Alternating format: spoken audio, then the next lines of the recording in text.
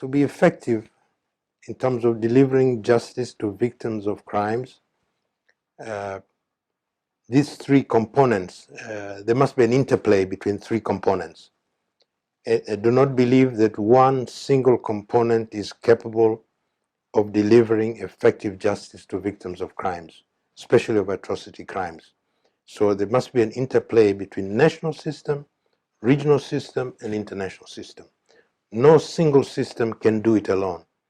And there are various examples that we can give and we can see. So fundamentally, I think the model of the ICC model, I think, is a workable model, because the primary responsibility for accountability for these crimes rests with state parties, which is domestic system.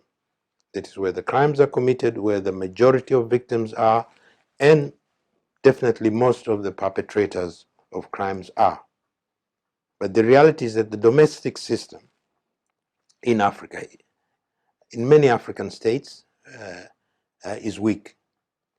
There are few African states that you could say really at this present have the capacity, have the technical competence, have the financial resources, have the legal systems in place, the laws and so on, to be able to effectively prosecute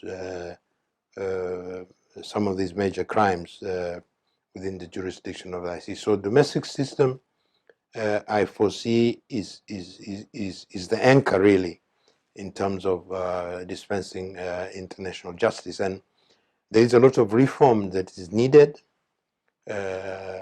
State parties need to invest in the law enforcement system. They need to invest in the justice system, in the prison system, penitentiary system, in law enforcement, in investigation techniques, in reform of laws, and so on and so forth. So there's a lot of work that still needs to be done.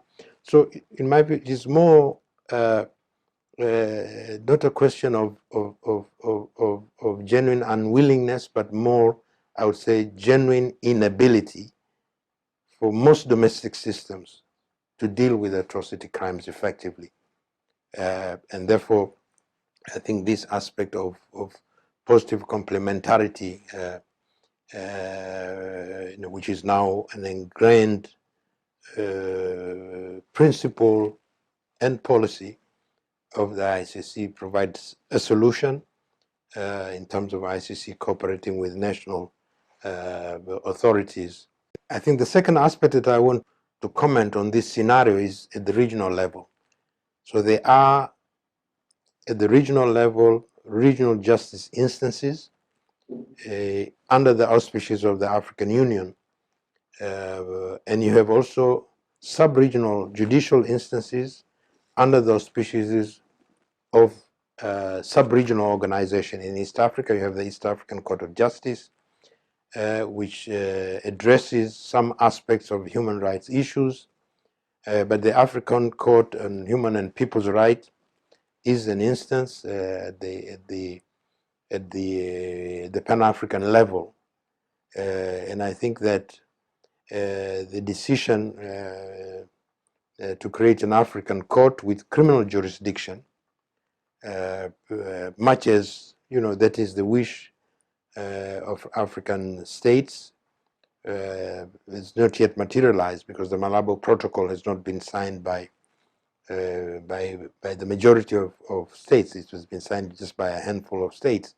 So it will take considerable time, but I think that there must be some room for dispensation of accountability for international crimes by a regional system, and I say regional instances, regional legal and judicial instances. And I think at the third level, again, this is not hierarchical. I think these are things that must work as a web.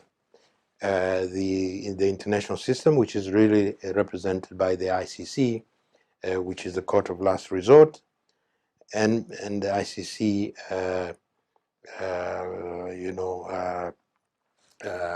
has professed, is committed to positive complementarity, because at the end of the day, when it comes to atrocity crimes, given their nature, given the widespread nature, systematic nature, the level of perpetration, the possibility to apprehend those with greatest responsibility, and so on, will at the end of the day be able to bring to account only a handful of perpetrators, whether middle level or those with the greatest responsibility.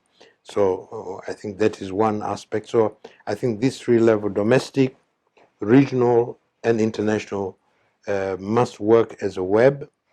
I don't think that there is any room for competition, because I think the mandates are clear.